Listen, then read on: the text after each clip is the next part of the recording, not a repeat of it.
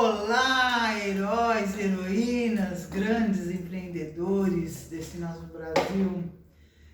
Pois é, tem algo melhor do que a gente fortalecer as nossas competências e assim poder fazer uma gestão mais sustentável da nossa empresa? É sobre isso que a gente vai falar um pouquinho hoje. O tema que eu trouxe para a gente conversar hoje é: transforme a reclamação do seu cliente em oportunidades. Eu sou a Rose Flório, especialista em modelos de gestão e otimização de processos de negócio, e vim aqui para a gente conversar um pouquinho sobre esse tema. Acredito ser este um dos temas mais importantes no mundo dos negócios. Você pode ser do tipo, de dono ou sócio que ignora a reclamação do seu cliente, porque imagina que já está trabalhando arduamente ali, todo dia, muito esforço, para conseguir manter a operação no ar, manter os funcionários e tudo mais,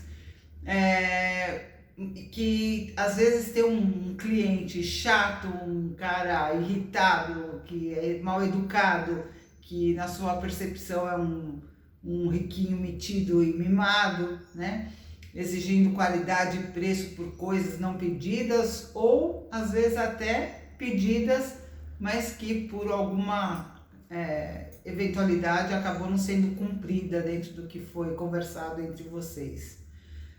Muito bem, pensando sobre um ponto desses, qual que é o impacto da reclamação e da recomendação de clientes sobre a sua empresa? Você já parou para pensar os impactos, principalmente agora, onde o mundo é totalmente digital, como que isso pode se potencializar? Então, eu acho que é um ponto extremamente importante que a gente tem que parar e dar atenção. Você pensa que, de repente, o seu colaborador está fazendo ali o possível dele e que para você tanto faz, o importante para você é que ele faça a venda, é que ele atinja a meta, é que ele fature, já que para você o mais importante é o din-din entrando, para você até poder pagar os comissionamentos aí fechados com eles. Esse é um grande ponto, relação com o cliente. Eu acho que não tem, dentro de um modelo de gestão, eu diria assim, tem dois pontos que são extremamente importantes, Primeiro, a relação com o seu cliente, porque sem cliente a empresa não sobrevive, óbvio. Então isso aí é extremamente prioritário. E um segundo ponto é você ter também os seus colaboradores ali cumprindo o que você pede. Então eu acho que você tem que priorizar em muito as necessidades do seu cliente e a visão do seu colaborador.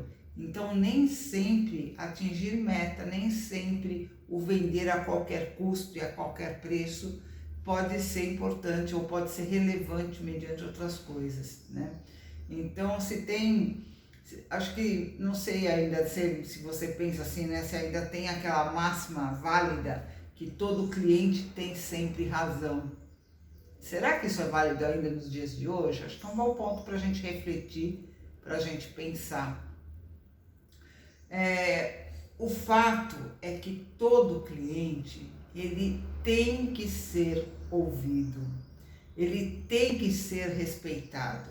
Mesmo que você tenha que de alguma forma dizer a ele algo que seja contrário ao que ele espera ouvir, mesmo que você tenha que dizer a ele, óbvio também, de uma forma extremamente polida, educada, em um tom de voz aceitável, baixo, de que infelizmente o que ele está te cobrando não foi negociado, por isso não foi feito, ou que o produto que ele pediu chegou com uma outra característica, porque dentro do pedido que ele fez, veio com essa característica equivocada, Então, assim, é muito bom você ter fatos, porque contra fatos não há argumentos.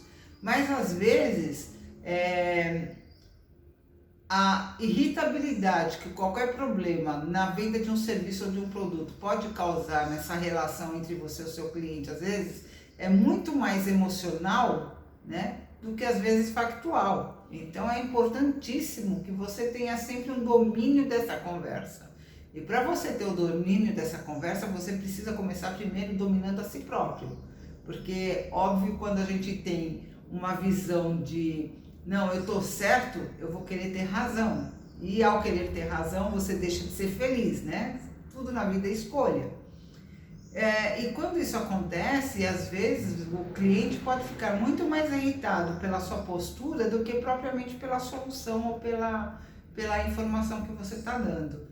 Então, muito cuidado, relação com o cliente é extremamente complicada e extremamente delicada, né? O que você precisa garantir é que ele de fato seja ouvido, e quando eu digo ouvido, é ouvido com escuta ativa. Esse cliente ele tem que ser acolhido. Primeiro, entenda, deixa ele se explicar, deixa ele falar, deixa ele dar bronca, deixa ele gritar, deixa ele fazer o que ele quiser, porque ele vai achar que ele está no direito de fazer isso, né? E você não pode interferir nesse direito que ele tem. Porém, você pode gerenciar esta situação, mantendo-se calmo, mantendo-se tranquilo, tendo respaldo, né, documental ali de tudo que foi acordado com ele nessa compra ou venda de serviço ou produto. E tentar fazer uma negociação, né, dentre as soluções que você consegue identificar naquele momento, né? Nem sempre você vai ter todas as soluções ali na ponta da língua. De repente, alguma coisa um pouco mais complexa, óbvio que vai depender de você fazer levantamentos e entender coisas. Mas pense o seguinte, e eu acho que esse é um ponto fundamental. O cliente não está ali para ouvir problema, né? Existem algumas coisas que só cabe a você dar a solução. Nessa relação com o cliente, para o cliente, ele está ali para ter uma solução, ele não está ali para ouvir mais problema. Então, não tenta passar para ele as suas dificuldades internas, os seus problemas. Esses são os seus problemas, né? Não é do cliente. Então, não precisa compartilhar isso com ele, né? Eu já tive aí a infeliz oportunidade de ver alguns problemas, né, com os meus próprios olhos, que a terra de comer, que vamos e convenhamos, tem situações que a gente vê que a gente não consegue acreditar, não é mesmo? Então, assim, como que a gente lida com essas dificuldades, né, do dia a dia? Eu já vi empresas com reclamações, entrando com reclamações, eu já vi empresas recebendo reclamações de clientes de coisas que, como ele ficou muito irritado com a empresa, ele criou uma situação ali que só existiu na cabeça dele, né? E ao você entrar e tentar contatar algumas empresas para você refazer isso, porque isso foi colocado em mídia, você percebe que você fica muito de mão amarrada, porque não tem muito o que se fazer. Você vai ter que ter custo com advogado, vai ter que ter custos com algumas coisas. Então, muito cuidado, tá? Quando a gente fala dessa relação com o cliente, é de fato uma relação extremamente crítica. Lembrando, né, que eu posso ter clientes internos e eu posso ter clientes externos. Na relação com o cliente externo, essa comunicação ela tem que ser muito, mas 1000 vezes mais clara. A comunicação interna ainda está sob domínio, você ainda consegue controlar, deu um ruidinho aqui, você vai lá e arruma, ok, não tem problema, né? Embora isso possa até ocasionar aí processos trabalhistas, num desligamento, alguma coisa, mas tem que ser alguma coisa que está dentro do seu domínio, alguma coisa que você consegue gerenciar.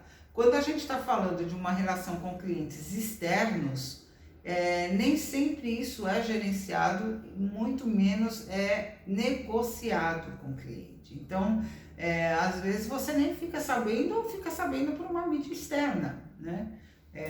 E acho que essa é a parte mais crítica, né, do problema na relação com o cliente.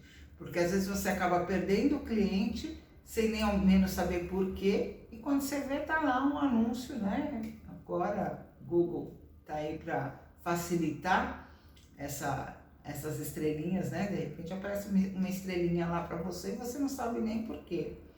Então é muito importante essa comunicação Se você tiver a oportunidade de trabalhar nesta relação, nesta negociação com o seu cliente, faça isso. Não deixe ele embora sem uma solução. É muito importante ter esse problema perto de você, para que você consiga gerenciar e administrar os impactos que ele pode causar. Acho que um outro ponto que eu quero trazer também para vocês pensarem é sobre essa potencialização, né? Que é o quanto que hoje você pode ter a sua marca destruída ou a idoneidade da sua empresa destruída, né? Isso acarreta milhares de prejuízos, né? Não é só o prejuízo do problema ali que você teve pontual. Então, às vezes, faz muito sentido você também pesar os riscos e os impactos de uma negativa para esse cliente, né? Às vezes o cliente não quer ouvir um não como resposta. Olha, eu não tenho solução para isso, não dá para eu fazer nada. Isso pode ser um péssimo negócio para você. Então, recomendo muito que você avalie a criticidade de dizer um não. De repente é algum cliente que pode estar politicamente exposto, pode ser algum cliente que tem uma influência muito forte na comunidade, na região onde você está. Então, é sempre bom a gente avaliar tudo antes de uma resposta. Então, se você não tiver soluções que ele goste ou que ele aceite no momento da reclamação, que você negocie com ele pelo menos um tempo para você achar outras possibilidades de solução, né? Então aí sim você consegue um tempinho para ir para casa, para respirar, para pensar de cabeça fria, e isso vai te gerar uma possibilidade fantástica de transformar isso numa oportunidade. Então veja só, né? Às vezes a gente fala, porque esse fulano de tal vem aqui e só reclama, cara, ele está fazendo você pensar.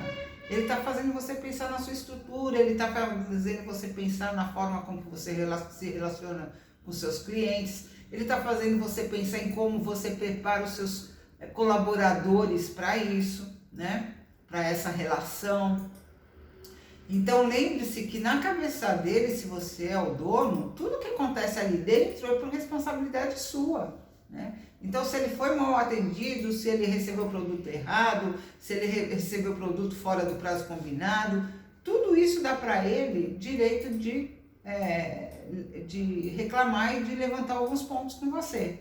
E dê graças a Deus quando ele faz isso, né? Porque ele está te dando a oportunidade de você não só se retratar, de dar para ele uma solução ganha-ganha, que eu acho que isso é o mais importante, né? Você tem que ter essa destreza, né, de balancear o que é bom para um, o que é bom para o outro. E mais importante de tudo isso, ele te deu a oportunidade, um feedback fantástico para você melhorar, né? Voltando para o nosso tema, transforme a reclamação do seu cliente em oportunidades, e a gente falando e abordando um pouquinho dessa relação com clientes, né? O que é legal nessa conversa? Eu quero aqui fazer uma provocação, né? Quantos treinamentos você já deu para a sua equipe em relação a esse tema? Por um acaso, você já tem política interna de relacionamento com clientes? Você já presenciou alguma atitude que você não gostou, que foi de uma atitude extremamente negativa de um colaborador seu para com o seu cliente e você não fez nada? Às vezes acontece, a gente tá ali, né, distraído e tal, fazendo algumas outras coisas, acha que a pessoa vai se sair bem daquela situação, deixa correr solto e aí o estrago tá feito, né? Eu vi, não interferi, não participei, não amenizei a situação e ainda deixei a bola ali pegar fogo. Muito bem. Mais uma perguntinha. Você tem o seu nome já dentro do site Reclame Aqui? Às vezes a gente olha lá e tem muitas empresas que já estão lá dentro com nada de reclamação. Puxa, é bem legal. Agora, o que isso significa? É uma boa notícia ou é uma má notícia? Então, dentro dessa perspectiva, a gente tem que avaliar o seguinte: nem sempre as pessoas reclamam, né? A gente acabou de falar um pouquinho disso, né? Tem pessoas que têm maior facilidade de mexer com a internet, tem outras que não. Então, os impactos podem ser menor ou maior conforme a facilidade dele nessas relações, nessas mídias sociais. Embora ele tenha um tribunal ali de pequenas causas perto dele, né? Tem outras formas de ele fazer isso sem que se levante tanta poeira. Então, a gente tem que estar sempre monitorando isso e sempre olhando. Bom, feita essa provocação, eu espero que você tenha pensado sobre elas e tenha aí anotado, né? Como que você tem se comportado em relação a eles, porque assim, são respostas que você tem que dar para a sua empresa e para os seus colaboradores. Porque a gente só pode penalizar alguém quando esse alguém tem consciência do que deveria ser feito de certo e do que deveria ser feito de errado. Né? Lembra que se a gente, o que nos causa mais indignação, né, dentro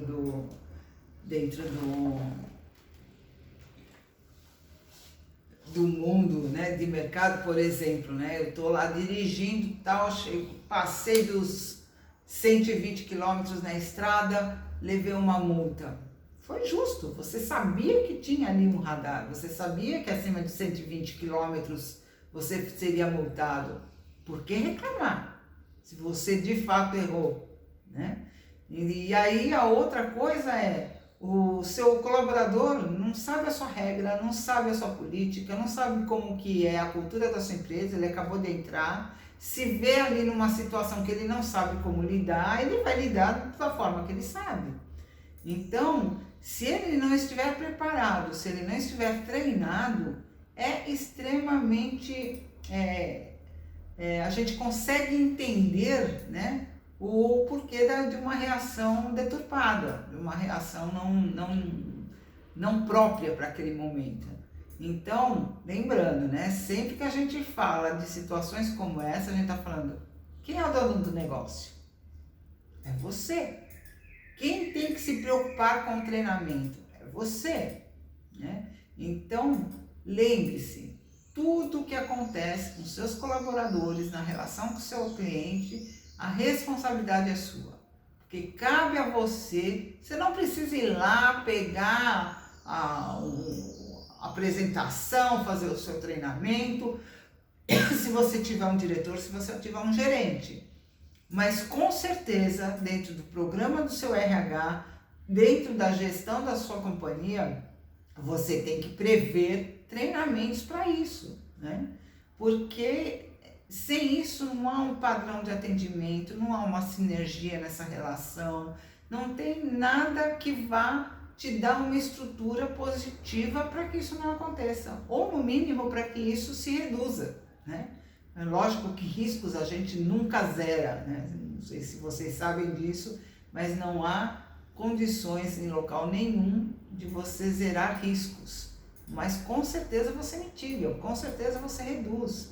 Então, você só reduz se preparando para ele, né?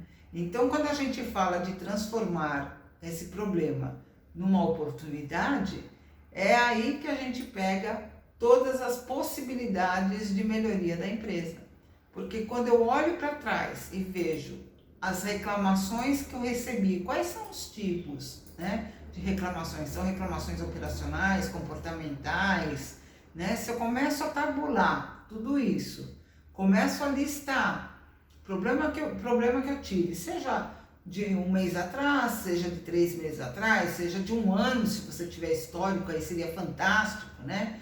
Porque você vai conseguir ranquear quais são os mais agressivos, ou os que impactam mais o seu negócio, ou os que trazem uma possibilidade de uma perda muito grande de clientes, né? Então você consegue ter uma clareza de quais são esses problemas.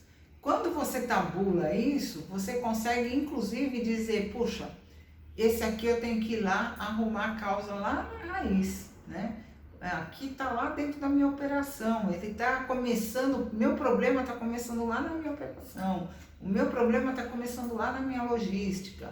Eu consigo identificar onde está a origem raiz do problema. Que isso é outro ponto fundamental. Não adianta você tratar só o problema, né? É que nem tomar remédio para melhorar o sintoma, não vai melhorar nunca a causa. Então trate a causa. Ao tratar a causa, você reduz a possibilidade de novos sintomas acontecerem em relação a isso, né? Então, quando eu digo para vocês, comecem a tabular, comecem a enxergar o que é isso, né? Ou quais são os problemas com os clientes, vocês conseguem tratar. Lembra aquela frase que diz assim, sem gestão, sem controle não tem gestão, não é? Por conta disso, porque se eu não consigo controlar quais são os meus tipos de reclamação, como que eu vou gerenciar, como reduzir isso? Como que eu vou administrar as soluções?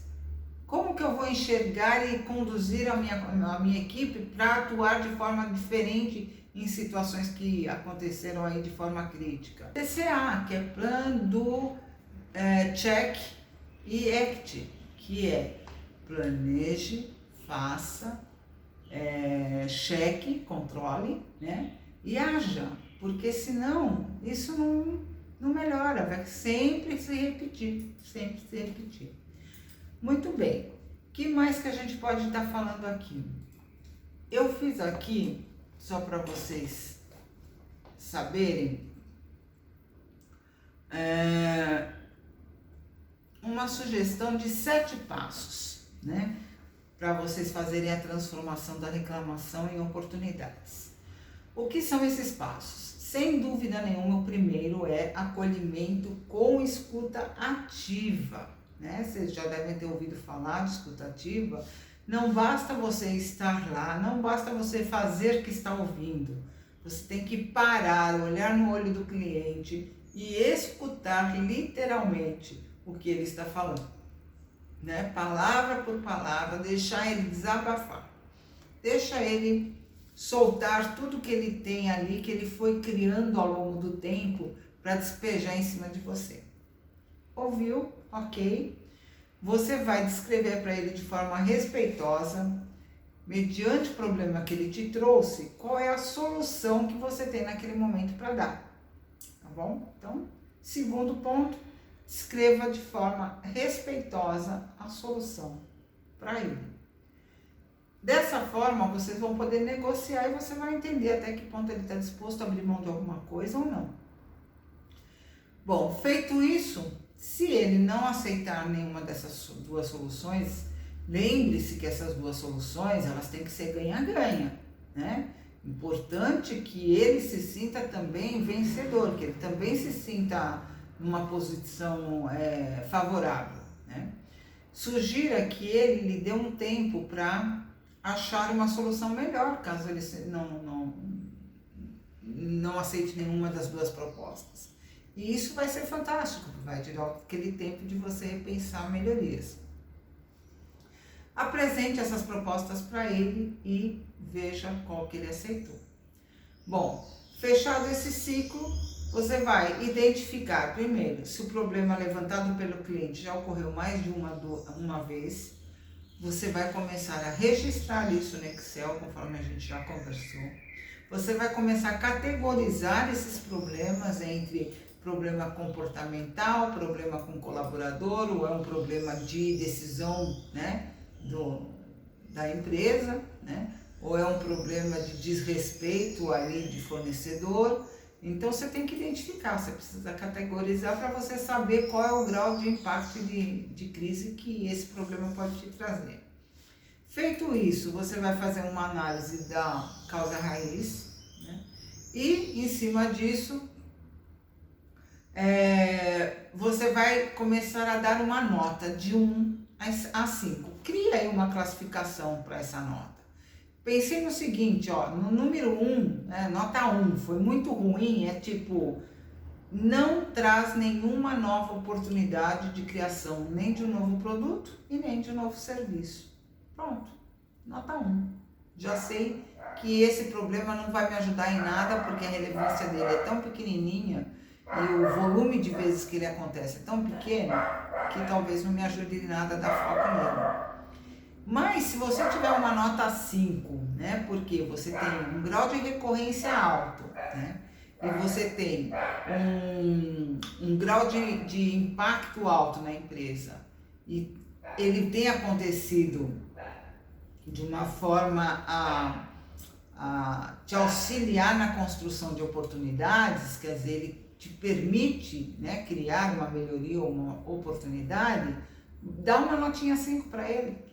Com isso, você consegue enxergar claramente quais são os problemas que podem te ajudar e alavancar o seu negócio e quais são os problemas que são tão irrisórios e ridículos que você não vai perder nem tempo com eles e joga eles no lixo, né?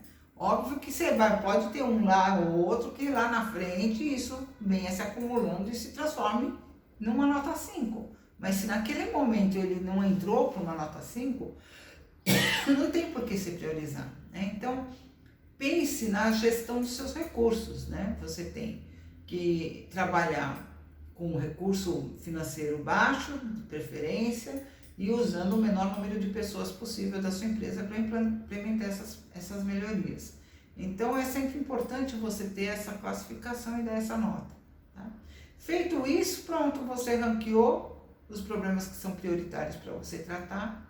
Você já sabe onde está a causa raiz, porque você já fez a análise. Você já sabe identificar quais são as possíveis soluções para melhorar isso.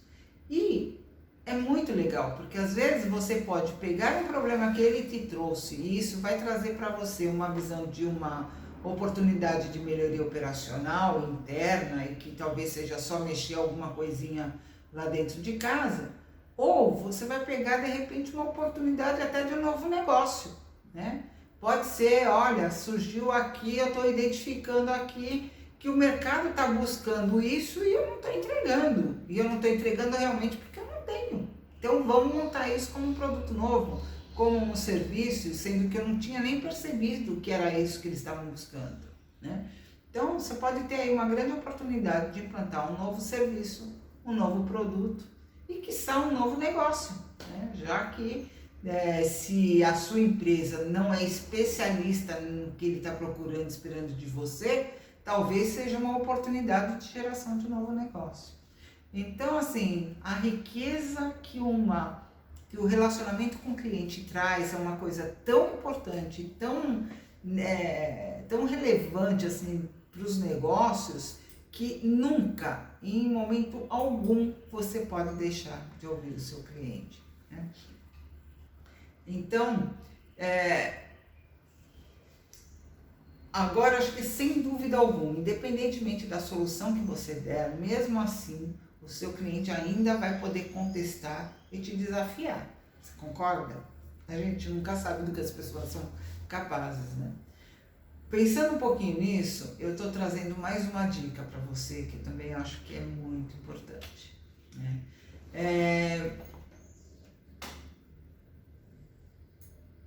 Talvez você não tenha o tempo, você não tenha se colocado no lugar dele. Então, você ter a empatia é muito importante, né? Você entender o que está na relação dele. Então, talvez ele possa ainda te contestar e te desafiar em relação ao seu prejuízo de tempo, de desgaste pessoal, emocional, mas principalmente em relação a prejuízos causados a ele quanto a produtos e serviços comprados que não atendeu a expectativa dele, né? E querer ser ressarcido, né, quanto ao prejuízo instalado pela situação. Concorda? Aí a gente pode falar de valores que vão desde um ticket médio, sei lá, de 5, 10, 15 reais, né? Mas a gente pode falar também de um prejuízo aí, de uma peça perdida, né? Se for um item de luxo, de alto valor de compra ou de alto valor sentimental, por exemplo. Você está lá responsável por recuperar uma peça de ouro que foi da bisavó dela e de repente essa peça de ouro se extraviou. E aí, né? O que você faz? Como que você reembolsa isso? Lembra que dentro de uma prestação de serviço ou da venda de um produto, pode não estar ligado ali somente o fator financeiro, né? Tem o valor sentimental ali embutido, que pode ser um prejuízo medonho. Pensando nisso e dependendo da sua empresa ou do seu segmento, lembre-se sempre de prever na sua gestão financeira uma reserva financeira que sirva como um fundinho de emergência, né? Então, crie um fundo de emergência para administração de crise junto a esse cliente ou a cliente de uma forma geral, né? Para que ele te dê um suporte na hora de você ter que fazer alguma devolução financeira para o seu cliente. Porque se você não tiver esse fundo de emergência e tiver que tirar isso do seu capital de giro ou do seu dia a dia, né? Você percebe que às vezes o impacto financeiro pode consumir todo o seu lucro de um mês de trabalho, de 6 meses de trabalho, de repente de um ano de trabalho, de repente de uma vida, né? Porque dependendo do impacto, vá saber aonde isso não vai te levar. Então, uma reservinha já te dá um fôlego, inclusive uma tranquilidade na hora de você negociar com o seu cliente o impacto que aquilo causou, né? Porque você sabe que você tem ali uma reservinha para isso, né? Então isso sempre vai te dar uma tranquilidade. Aí uma outra dica que eu vou te dar é que existem aí no mercado vários tipos de seguro, né? Se de repente para o seu segmento, para o seu produto ou serviço, existir um seguro já pronto no mercado, em bancos, em corretoras ou coisa assim, talvez seja até mais fácil você contratar já um seguro para isso. Por que não? Né? Dependendo do segmento, pode ser que você não ache aí, de fato, o fundo emergencial aí pode te ajudar com isso, né? Então, criar esse fundo internamente aí no seu financeiro. Mas o seguro, às vezes, acaba te ajudando. Então,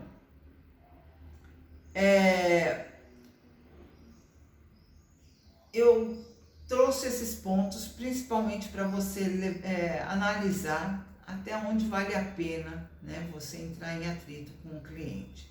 Então pare, pense no impacto que isso pode causar à sua marca e à sua empresa e repense se de repente pode ser que não seja o cliente que você queira atender.